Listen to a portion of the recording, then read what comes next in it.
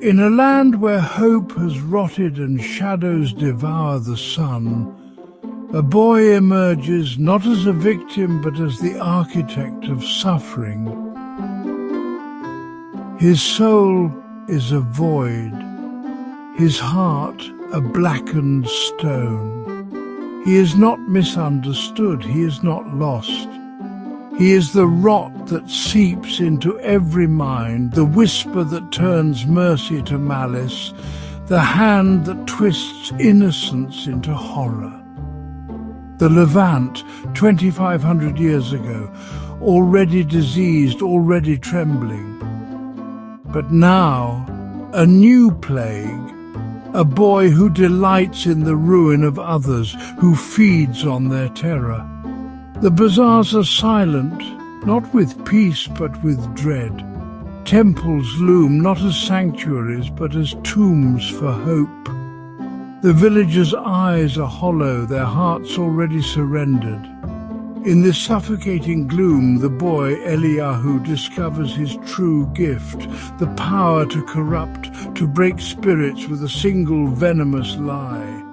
Eliyahu is not a child, he is a predator. His gaze is cold, his words are poison, and the villagers, desperate and weak, drink it willingly. He watches them cower, savouring their fear. Every trembling glance, every stifled sob is a feast for his darkness. He does not crave love, he craves domination. He twists adoration into terror, turning every kindness into a weapon. It begins with a whisper, a rumour that festers. One glare from Eliyahu and suspicion spreads like a plague, infecting every soul. "Why do you shun me?" he wails, a serpent's cry. The crowd recoils, paralysed by the terror he conjures with every word. If a goat refuses him hay, he sighs, a martyr in a nightmare of his own making, twisting pity into a weapon of control. "Such cruelty," he declares, and the villagers, broken and terrified, nod, afraid to question, afraid to resist.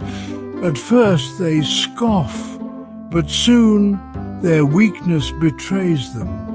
They listen, desperate for a scapegoat, too broken to resist his darkness. Eliyahu presses on, feeding their terror, savouring every shudder, every tear, every soul he breaks. Lost at hide and seek, he calls it betrayal. The villagers tremble, convinced of conspiracies that exist only in his diseased mind.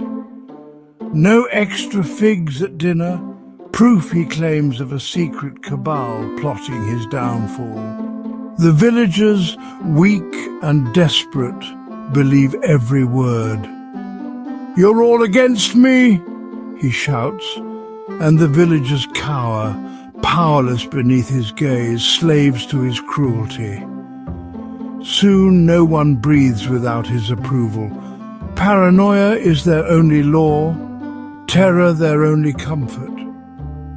They applaud his strength, not out of respect but out of terror, a ritual of submission echoing through the endless night. The infection spreads, first to neighbouring towns, then to distant lands. Darkness multiplies, carried by the weak and the wicked. Distant lands catch the fever. Their people, eager to join the madness, surrender to the boy's darkness, abandoning all reason. The Levant trembles not from truth but from the terror of accusation, the certainty of ruin at the hands of a child who is pure malice. No one dares bruise Eliyahu's ego. Their lives depend on their submission, their silence, their complicity in his reign of terror. By the time the wise awaken, it is too late. The corruption is absolute. Madness is the only law. To love Eliyahu, to fear him, to obey him, these are the commandments enforced by terror and the promise of destruction. Paranoia is their only comfort. Delusion is their only escape. The village is lost, devoured by the boy's evil. The old fable warns against crying wolf. But what if the village hungers for the wolf's fangs and welcomes the slaughter? The lesson is not about innocence lost, but about evil thriving when cowardice opens the door and begs it to enter. If you crave power, make it monstrous.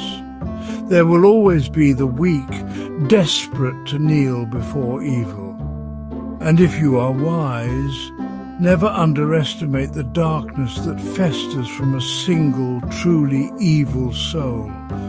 Or perhaps simply turn on the light and watch the monsters and their followers scatter into nothingness. Next time you sense darkness gathering, ask yourself, who profits from your fear and who delights in your despair? Sometimes the greatest evil is not the monster in the shadows, but the shadow that lives in every cowardly heart.